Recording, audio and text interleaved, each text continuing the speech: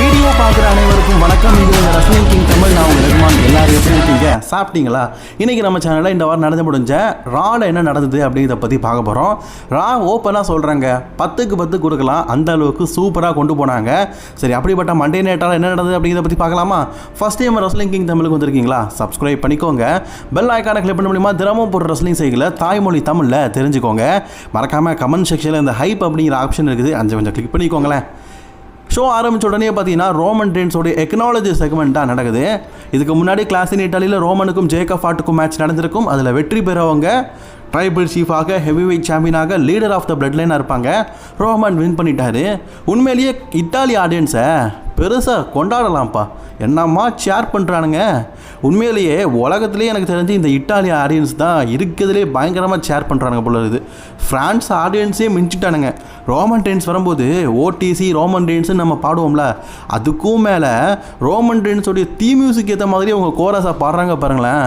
யோ செவ்வாழை செம்மையாக chorus பாடுறியா. Roman Reigns acknowledge பண்ணதுக்கப்புறமா பார்த்தீங்கன்னா ஜேக்கப் ஃபாட்டுவை இந்த இடத்துக்கு ஜே உசோ கூப்பிட்றாரு. ஜேக்கப் ஃபாட்டும் அந்த இடத்துக்கு வராரு.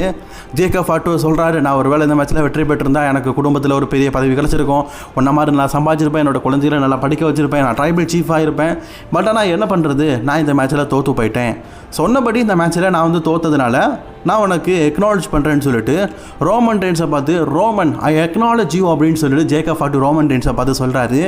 அதுவும் எப்படி, ரோமனுடைய காலில் விழுந்து மண்டிட்டு கேட்குறாரு. ரோமன் ரெயின்ஸும் பார்த்தீங்கன்னா ஜேக்கப் ஃபாட்டுடைய எக்னாலஜியை ஏற்றுக்கிட்டாரு. அதுக்கப்புறமா ரெண்டு பேரும் கை கொடுத்து வீதவான் அப்படிங்கிற சிம்பிளை காட்டுறாங்க. அந்த வீதவான் அப்படின்னு சிம்பிளை காட்டும்போது ஜேக்கப் ஃபாட்டுவும் ரோமனுக்கு பின்னாடி வீதவான் அப்படின்னு சொல்லிட்டு காட்டுறாரு. இதுக்கப்புறமா பிளட் லைன் ரொம்பவே பவர் ஆயிடுச்சுல. கிங் ஆஃப் த ரிங்குக்கான டோர்னமெண்ட்டில் உமன் டிவிஷனில் யாரெல்லாம் பங்கேற்கிறா, மென் டிவிஷனில் யாரெல்லாம் பங்கேற்கிறா. ஆக்சுவலி இதுக்கு முன்னாடி நான் சிங்கிள்ஸ் மேட்ச் சொன்னேன். ஆக்சுவலி இவங்க ஃபேட்டல் 4-வேயாக இந்த டோர்னமெண்ட்டை நடத்துகிறாங்க. ஃபேட்டல் 4-வேயாக நடத்தி 4 கண்டெண்டரில் 2 கண்டெண்டர் நைட் ஆஃப் சாம்பியனில் மோத போகிறாங்களாம். இது மென் டிவிஷன்லையும் சரி உமன் டிவிஷனும் சரி. ஃபஸ்ட்டு டோர்னமெண்ட்டுக்கான நம்பர் 1 கண்டெண்டர் மேட்ச் நடக்க போகுது. இதில் யாரெல்லாம் பங்கேற்கான்னு கேட்டிங்கன்னா பெண்டா, சோலோ சிகாவா, கார்மெலா ஹேயஸ் அண்ட் அதுக்கப்புறமா 4வது ஆள் எல்லாரையும் தூக்கி போட்ட பண்டாடுறதுக்கு வந்த ஆள் நம்ம ஓபா ஃபெமி. ஆக்சுவலி இந்த மேட்சை பார்த்தவங்களுக்கு தெரியும், லைவாக பார்த்தவங்களுக்கு தெரியும், ஓபா இந்த மேட்ச்சில் பிச்சு உதறிட்டாருங்க. ப்ராக் லெஸ்னர்கிட்ட தோற்ற ஓபா இந்த மேட்ச்சில் தான் இன்னும் பழைய நிலைமையில் தான் இருக்கிறேன் அப்படிங்கிறத எல்லாருக்கும் நிரூபிச்சிருப்பார். ஆக்சுவலி இப்போ தான் மெயின் கார்டில் இருக்கிற ரெஸ்லர்கிட்ட தன்னுடைய பவர் என்ன அப்படிங்கிறத ஓபா காட்டுறாரு. இந்த மேட்ச் ஆரம்பிக்கிறதுக்கு முன்னாடியே ஓபா ஃபெமி எல்லாருமே சுற்று போட்டு அடிக்கும்போது பெண்டா, சோலோ சிகாவா, கார்மெலைஸ் எல்லாரையும் ஒவ்வொரு மூலையில் தூக்கி போட்டு அடிச்சுட்டு தன்னுடைய போஸை காட்டுவார் பாருங்களேன். அதெல்லாம் வேறு லெவலில் இருந்தது. அதாவது எவன் வேணால் அடிக்கவா, நான் என்னுடைய ஸ்டில் என்னுடைய ஃபோர்ஸை காட்டிட்டு தான் அவங்களெல்லாம் அடிக்க வருவேன் அப்படின்னு சொல்லிட்டு காட்டினார் பாருங்களேன். அந்த மூமெண்ட் இருக்குது வேறு லெவல். அந்த லைட்டெல்லாம் ஆனதுக்கப்புறம் தான் பார்க்கேன் ஒவ்வொருத்தனும் வர்ண வீதியில் அப்படியே சோலோ சிகாவாக இருக்கட்டும், கார்மெலைஸாக இருக்கட்டும், பெண்டாவாக இருக்கட்டும் எல்லாருமே அப்படியே பார்க்குறாங்க ஓபாவை வெட்டி எரிச்சு. ஆக்சுவலி இந்த மேட்ச்சில் ஓபா பிச்சு உதறிட்டார். அடிக்க கட்டு மரமாட்டும் எழுந்து நிற்கிறாரு. எனக்கு இதில் சோலோ சிகாவும் ஓபா ஃபெமியும் ஃபேஸ் டு ஃபேஸ் நின்ற செக்மெண்ட் ரொம்ப பிடிச்சிருந்தது. சமோன் ஸ்பைக்கை போட்டால் அந்த ஆளுக்கு ஏதோ எக்ஸசைஸ் பண்ணுற மாதிரி இருக்குது, தூக்கி போட்டு மீண்டும் பண்டாடுறாரு. அதே மாதிரி டாலா டாங்காவும் ஓபா ஃபெமியும் ஃபேஸ் டு ஃபேஸ் பார்த்த தருணம் எப்பா, 2 பேருமே கிட்டத்தட்ட ஒரே ஹைட்டு ஒரே அளவுக்கு இருக்கானுங்கல்ல. அண்ட் ஓபா ஃபெமி பார்த்தீங்கன்னா சோலோ சிகாவை ஆடியன்ஸ் சைடெல்லாம் போய் சண்டை போட வச்சார். அது மட்டும் இல்லாமல் சோலோ சிகா அடித்ததுனால டாலா டாங்கா கடுப்பாகி இவருக்கு ஒரு சோக்ஸ் இல்லாமல் பார்த்தீங்கன்னா ஆடியன்ஸ் பதிலாக போட்டுட்டார். இப்போது ஓபா ஃபெமி மேட்சில் இல்லை கிட்டத்தட்ட மற்ற 3 பேரும் பார்த்தீங்கன்னா சண்டை போட்டுக்கிட்டே இருக்கிறாங்க. ஒரு கட்டத்தில் சோலோ சிகாவா ரிங்குக்குள்ளே இருந்து சக்ஸஸ் நம்ம இந்த மேட்ச்சில் வின் பண்ண போகிறோம் அப்படின்னு சொல்லிட்டு டாலா டாங்கட்டா காட்டும்போது அவருடைய ஃபேஸ் கட் அப்படியே மாறுது.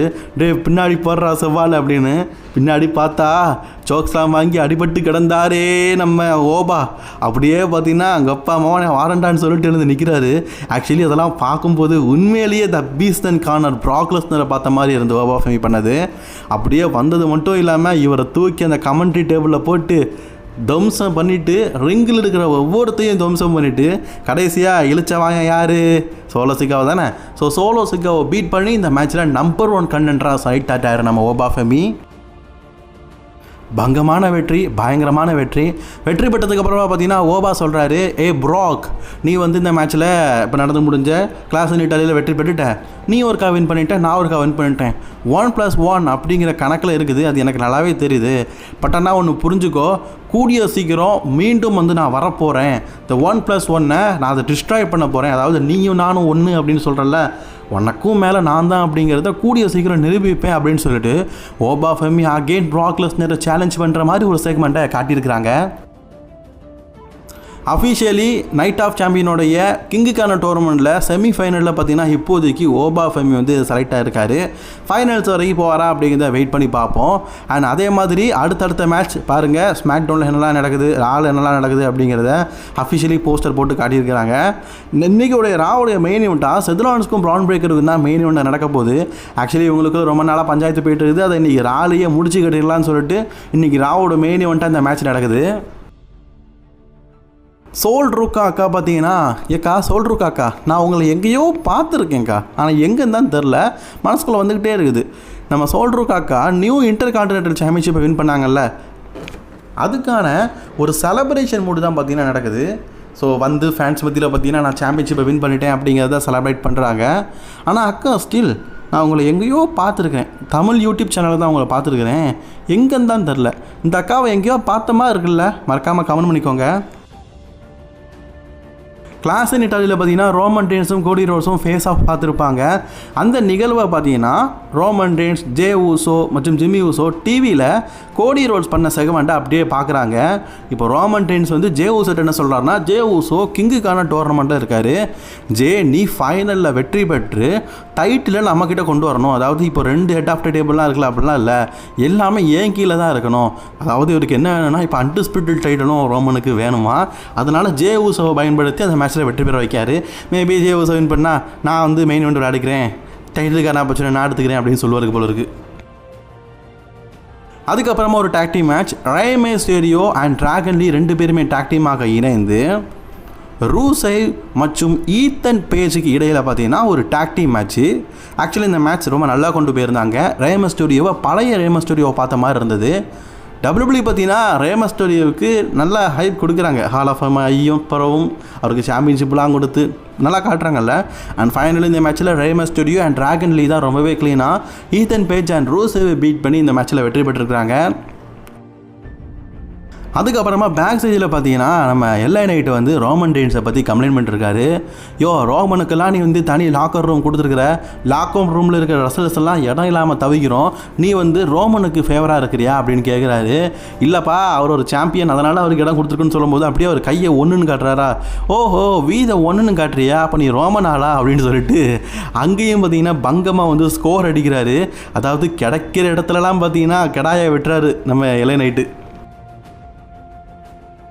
அதுக்கப்புறமா டாமினிக் மிஸ்டீரியோ கிட்ட பார்த்தீங்கன்னா இன்றைக்கி நடந்த செக்மெண்ட்டை பற்றியும், அது மட்டும் இல்லாமல் இன்றைக்கி நிறைய குவாலிஃபை மேட்ச் இருக்குது, அதில் பங்கேற்க பற்றியும் பேசும்போது ஒரு முக்கியமான விஷயத்த சொல்கிறாங்க. அதாவது என்னன்னு கேட்டிங்கன்னா, ஃபின் பேலர் வந்து ஸ்மாக் டவுனை டிக்ளேர் பண்ணியிருக்காராம், நான் அதுக்கப்புறமா ஸ்மாக் டவுனுக்கு போகிறேன் அப்படின்னு சொல்லி டிக்ளேர் பண்ணியிருக்காராம். இதனால் ஜட்மெண்ட்டில் இருக்கிற ஒவ்வொருத்தரும் ஸ்மாக் டவுன் போயிட்டு இருக்காங்க அப்படிங்கிற மாதிரி சொல்கிறாங்க. ஆமாங்க பாருங்கள், ரியா ரிப்ளியாக இருக்கட்டும், அதுக்கப்புறம் ஃபின் பேலராக இருக்கட்டும், டேமியனாக இருக்கட்டும், இவங்கெல்லாம் ஸ்மாக் டவுன் போயிட்டாங்கல்ல, பேசாமல் அவங்க ஒரு ஓஜி பிளட்லேன்னு சொல்லிட்டு ஸ்மாக் டவுனில் ஒன்று உருவாக்கலாம் போல இருக்குது, நல்லாயிருக்கும். அதுக்கப்புறமா recap guys, El Grande Americano vs El Grande Americano இப்போ சமீபத்தில் பார்த்தீங்கன்னா மாஸ்க் விசஸ் மாஸ்க் மேட்ச் நடந்தது. அந்த மேட்ச்சில் ஜேட் கேபிள் தோத்துட்டார். தோற்றதுக்கப்புறமா பார்த்தீங்கன்னா நான் தான் ஜேட் கேபிள் அப்படிங்கிறத மக்கள் மத்தியில் காட்டினார். Is the wonderful best match அது, அதை ரீகேப்பாக போட்டு காட்டுறாங்க. அதுக்கப்புறமா பார்த்தீங்கன்னா உமன்ஸுக்கான குயின் ஆஃப் த ரிங்குக்கான ஒரு டோர்னமெண்ட் நடக்குது. இதில் 4 பேர் பங்கேற்கிறாங்க, ஜூலியா, அதுக்கப்புறமா கியானா ஜேம்ஸ், அதுக்கப்புறமா பார்த்தீங்கன்னா ரக்ஸன் ஃபெரஸ், கடைசியாக பார்த்தீங்கன்னா யோ ஸ்காய். இந்த 4 பேரும் பார்த்தீங்கன்னா இந்த டோர்னமெண்ட்டில் ஃபஸ்ட் ரவுண்டில் இன்றைக்கி பங்கேற்றாங்க. ஆக்சுவலி மேட்சை பற்றி சொல்லணுன்னா பெண்கள் உண்மையிலேயே இந்த மேட்ச்சில் பிச்சு உதறிட்டாங்க. ஒவ்வொருத்தருடைய பர்ஃபார்மன்ஸும் அந்த அளவுக்கு பார்த்திங்கன்னா தட்டாலடியாக இருந்தது. அண்ட் ஃபைனலி நமக்கு பிடிச்ச யோ ஸ்காய் தான் பார்த்திங்கன்னா இந்த மேட்ச்சில் வெற்றி பெற்று ஃபர்ஸ்ட் ரவுண்டில் பார்த்திங்கன்னா அவங்க குவாலிஃபை ஆகிருக்கிறாங்க. இதுக்கப்புறமா செமிஃபைனல், அதுக்கப்புறமா ஃபைனல் அப்படின்னு சொல்லிட்டு நிறைய விஷயங்கள் இருக்குது. அதில் யோ ஸ்காய் மோதுவாங்க அப்படின்னு சொல்லிட்டு நம்ம எதிர்பார்க்கலாம். அதுக்கப்புறமா உங்களுக்கு தெரியும் ஆஸ்தின் தேரிக்கும் சரி மேக்ஸ் டுபிக்கும் சரி பேக் ஸ்டேஜில் ஏதோ ஒரு தொடர்பு இருக்குதுன்னு சொல்லிட்டு நிறைய விஷயங்களை காட்டிக்கிட்டே இருக்கிறாங்க. அதுக்காக மேக்ஸின் டுபி பார்த்தீங்கன்னா பேக் ஸ்டேஜில் ஆடம் பிஎஸை பார்த்து பேசுகிற மாதிரி இருக்குது. ஆனால் அந்த இடத்துக்கு பார்த்தீங்கன்னா ஓட்டிஸ் மற்றும் அகிலா தோசா வந்து கேட்குறாங்க, இந்த மாதிரி உன்னோட கேரக்டர் வந்து கொஞ்சம் சேஞ்ச் ஆகிட்டு இருக்குது, ஏன் தேரி கூட இதுக்காக பழகிறேன்னு. பட் ஆனால் இதெல்லாம் பார்த்தீங்கன்னா அவங்க ஒரு பெருசாக எடுத்துக்க மாட்டாங்க. கூடிய சீக்கிரம் எனக்கு தெரிஞ்சு மேக்ஸின் டுபி விஷனில் சேர்ந்துருவாங்க போல இருக்குது. அதுக்கப்புறமா மாஸ்க் விசஸ் மாஸ்க் மேட்ச்சில் பார்த்தீங்கன்னா வெற்றி பெற்ற தற்போது எல் கிராண்ட் அமெரிக்கானோ, அதாவது இனி இவர் மட்டும்தான் எல் கிராண்ட் அமெரிக்கானோ, ஓஜி 2 ஓஜிலாம் கிடையாது, ஒரே எல் கிராண்ட் அமெரிக்கானோ தான். அவர் வெற்றி பெற்றதுனால மக்கள் மத்தியில் பார்த்தீங்கன்னா தன்னுடைய செலப்ரேட்டை எல்லார் மத்தியிலையும் சொல்லிட்டு போகிறாரு. அது மட்டும் இல்லாமல் சோல்ட்ரூக்கா இன்டர் கான்டினென்டல் சாம்பியன் இருக்காங்கல்ல, அவங்களுக்கு அடுத்த சேலஞ்சர் கண்டிப்பாக தேவை. அந்த நேரத்தில் பார்த்தீங்கன்னா லைரா வெல்கேரியா வந்து பேசிகிட்டு இருக்கும்போது, நான் வந்து என்னுடைய டைட்டிலை டிஃபெண்ட் பண்ண ஆசைப்பட்றேன், அதுவும் ஃபஸ்ட் எவர் உமன்ஸோடைய இன்டர் கான்டினென்டல் சாம்பியனாக இருந்தேன், கூட நான் டிஃபெண்ட் பண்ண ஆசைப்பட்றேன்னு சொன்னோன்னே லைரா வெல்கேரியா அக்செப்ட் பண்ணிட்டாங்க. ஸோ லைரா வெல்கேரியாவுக்கும் சோல்ட்ரூக்காக்கும் கூடிய சீக்கிரம் உமன்ஸ் இன்டர் கான்டினென்டல் சாம்பியன்ஷிப் நடக்க போதுங்க. அப்புறம் நெக்ஸ்ட் வீக் பார்த்தீங்கன்னா ஒரு fatal 4-way for the first ரவுண்டுக்கான செகண்ட் மேட்ச் பார்த்தீங்கன்னா நடக்க போகுது. ஸோ அதில் செத் ராலின்ஸ், யுவன்ஸ், அது டாலா டாங்கா இவங்கெல்லாம் பார்த்தீங்கன்னா பங்கேற்கிறாங்க. அண்ட் உமன் டிவிஷன்லையும் பார்த்தீங்கன்னா குயின் ஆஃப் த ரிங்குக்கான first tournament next week Monday நைட்டில் பார்த்தீங்கன்னா ஒரு ஃபேட்டல் 4-way மேட்சாக நடக்க போகுது. ரெக்ஸன் ஃபெரஸ் இன்றைக்கி இந்த குயின் ஆஃப் த ரிங்கில் ஃபஸ்ட்டு டோர்னமெண்ட்லேயே தோத்துட்டாங்க. ஐயையோ நான் தோற்று போயிட்டேனே அப்படின்னு சொல்லிட்டு ரொம்பவே எமோஷ்னலாக பார்த்தீங்கன்னா பேசிகிட்டு இருக்காங்க. அப்போ லியோ என்ன சொல்கிறாங்கன்னா, கவலைப்படாத, நான் இந்த குயின் ஆஃப் த வின் பண்ணி உமன்ஸ் டைட்லேயும் நான் வின் பண்ணிடுவேன். அதாவது உங்களுக்கு என்ன வேணும்னா உமன்ஸ் டைட்டிலும் வேணுமா, உமன்ஸ் ஹெவிவெயிட் சாம்பியன்ஷிப்பும் வேணுமா, டபுள் டைட்டில் வின் பண்ணி டபுள் டக்கர் ஆகலாம் அப்படின்னு சொல்லிட்டு முடிவு பண்ணிருக்காங்க போல இருக்குது. ஆனால் ரெக்ஸனுக்கு இது பிடிக்கவே இல்லை. ஏன்னா நம்ம எப்படியாவது ஒரு சாம்பியன் ஆகலாம்னு பார்த்தா இவனே எல்லாத்தையுமே பிடிக்கிட்டு இருக்கான்னு சொல்லிட்டு கோவம். Main event time guys, brain widow பார்த்தீங்கன்னா பிரான் பிரேக்கருக்கும் செத் ராலின்ஸ்க்கு தான் WWE மேட்ச் நடத்துகிறாங்க. ஆக்சுவலி இதை விட எனக்கு தெரிஞ்சு பிரான் பிரேக்கருக்கும் செத் ராலின்ஸ்க்குமான ஃபியூடு எனாஃப் அப்படின்னு நான் நினைக்கிறேன். WWE நினைக்கணுமே, கரெக்டு தானே. மேட்சை பொறுத்த வரைக்கும் உண்மையிலேயே தட்டாலட்டியாக இருந்துங்க, செம்மையாக கொண்டு போனாங்க, சூப்பராக கொண்டு போனாங்க. இந்த மேட்ச்சில் Bron Breakker one of the tag team champion Logan பாலுக்கு இன்ஜுரி ஆனதுனால அவருடைய டைட்டில் பார்த்தீங்கன்னா பிரான் பிரேக்கர்கிட்ட கொடுத்துட்டாங்க. ஐயா பிராகு ஒன்ட்டு ஹெவி வெயிட் சாம்பியன்ஷிப் இருக்கும் பார்த்தா வேர்ல்டு டாக் டீம் சாம்பியன்ஷிப் இருக்குது ஐயா, சரி விட்டுதல் ஏதோ ஒரு டைட்டில் தானே. சரி, இப்போ பிரான் பிரேக்கர் பார்த்தீங்கன்னா செத் ராலின்ஸ் கூட மேட்ச் விளையாடாரு. மேட்ச் உண்மையிலேயே தட்டாலட்டியாக இருந்தது. இந்த மேட்ச்சில் எப்படியாவது பிரான் பிரேக்கர் வெற்றி பெறணும் அப்படிங்கிறது தான் குறிக்கோள். ஒரு கட்டத்தில் பார்த்தீங்கன்னா பிரான் பிரேக்கர் தோக்கிற டைமில் செத் ராலின்ஸ் பார்த்தீங்கன்னா கரெக்டாக வந்து அந்த ரிங்கு கிட்ட தானே இருப்பார். பிரான் பிரேக்கருடைய காலை கரெக்டாக பார்த்தீங்கன்னா பால் ஹேமன் ரோப்பில் தூக்கி போட்டுருவார். அப்போது பால் ஹேமனுக்கும் சரி செத் ராலின்ஸுக்கும் சரி ஒரு கலகலப்பு ஏற்படுது. இவங்க 2 பேரும் பார்த்தீங்கன்னா கீழே இருந்து சண்டை போட்டு பேசிக்கிட்டே இருப்பாங்களா.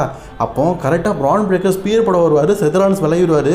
அந்த ஸ்பியர் பால் ஹேமன் மண்டையில் பட்டுரும். ஐயையோ பாவம், கரெக்டாக பார்த்தீங்கன்னா வயிற்றாக ஸ்பியர் போட்டால் பரவாயில்ல, மண்டையாக்கப்பட்டுட்டு கிளம்பி மண்டையை போட்டானு தெரியலையே, அப்படியே அடிபட்டு கிடக்கிறாரு. அண்ட் அதே நேரத்தில் பார்த்தீங்கன்னா இப்போ நம்ம செத் ராலின்ஸ் பார்த்தீங்கன்னா அந்த வேர்ல்டு டாக் டீம் சாம்பியன்ஷிப்பை கரெக்டாக அவரோட வயிற்று பக்கத்தில் வச்சிருக்காரு. டாக் டீம் டைட்டில் வந்து தான் வயிற்று பக்கம் இருக்குது அப்படிங்கிறது தெரியாத பிரான் பிரேக்கர் கரெக்டாக செத் ராலின்ஸ்க்கு ஒரு ஸ்பியர் போடுவாரா.